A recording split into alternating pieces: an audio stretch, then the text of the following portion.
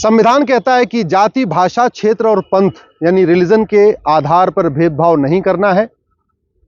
Representation of people act कहता है कि जाति के आधार पे, भाषा के आधार पे, क्षेत्र के आधार पे और रिलीजन के आधार पे वोट नहीं मांगना है। अगर कोई इस तरीके से जाति, भाषा, क्षेत्र और रिलीजन के आधार पे वोट मांगेगा तो वो करप्ट प्रैक्टिस माना जाएगा सेक्शन 123 में, रिप्रेजेंटेशन ऑफ पीपल एक्ट में।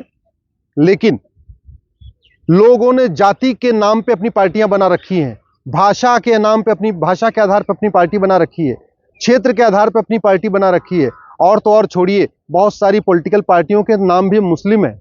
इंडियन यूनियन मुस्लिम लीग, MIM जो वैसी वाली है, उसमें भी मुसलमीन यानी उसमें भी मुस्लिम।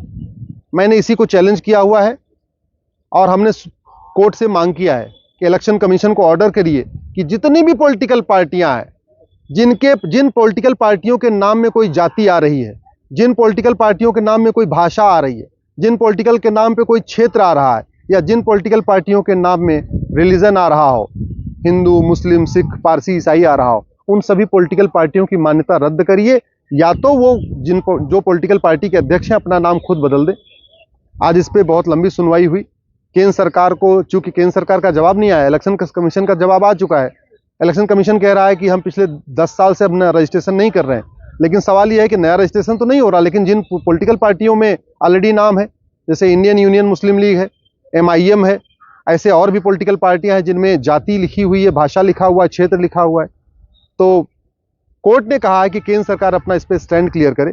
जब केंद्र सरकार का जवाब आ जाएगा तो इसके बाद इसकी फाइनल हियरिंग 14 दिसंबर को होगी। हमारा ये कहना है कि संविधान कहता है देश की एकता अखंडता मजबूत करो। संविधान कहता है भाषाई भेदभाव खत्म करो, क्षेत्र का भेदभाव खत्म करो, जाति का भेदभाव खत्म करो, रिलीजन का भेदभाव खत्म करो। दूसरी तरफ पॉलिटिकल पार्टियां जाति के नाम पे वोट मांग रही हैं, भाषा के नाम पे वोट मांग रही हैं, क्षेत्र के नाम पे वोट मांग रही हैं, रिलीजन के नाम पे वोट मांग रही हैं। और बहुत सारी पॉलिटिकल पार्टियों ने तो जाति, भाषा, क्षेत्र, रिलीजन अपने नाम में भी लगा रखा है। दूसरी हमारी मांग ये है कि कुछ पॉलिटिकल पार्टियां, खासतौर पे कांग्रेस, वो तिरंगे झंडे के बिल्कुल मिलता जुलता अपना झंडा यूज कर रही हैं। जो कांग्रेस की रैलियों में झंडा यूज होता है वो एकदम तिरंगे से मिलता जुलता है।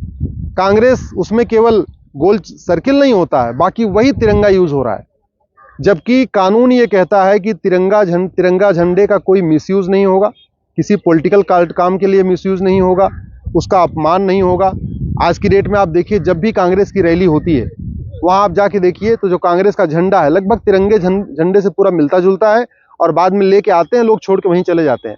लोग उसके ऊपर पैर रख के चलते हैं, तो अपमानित करते हैं। तो एक तरीके से ये जो हमारा फ्लैग है उसकी इंसल्ट हो रही है, राष्ट्रीय झंडे का अपमान हो रहा है। तो इसलिए कांग्रेस का जो झंडा है उसको भी कांग्रेस को कहने की जरूरत है कि आप इस झंडे को यूज मत करिए। कांग्रेस तिरंगा झंडा न यूज कर पाए, ये एक मेरी मांग है। दूसरा, MIM का नाम बदला जाए, इंडियन यूनियन मुस्लिम लीग का नाम बदला जाए, और भी जितनी पॉलिटिकल पार्टियां हैं जिनके नाम में जाति, भाषा, क्षेत्र आ रहा है उन सब का नाम बदला जाए।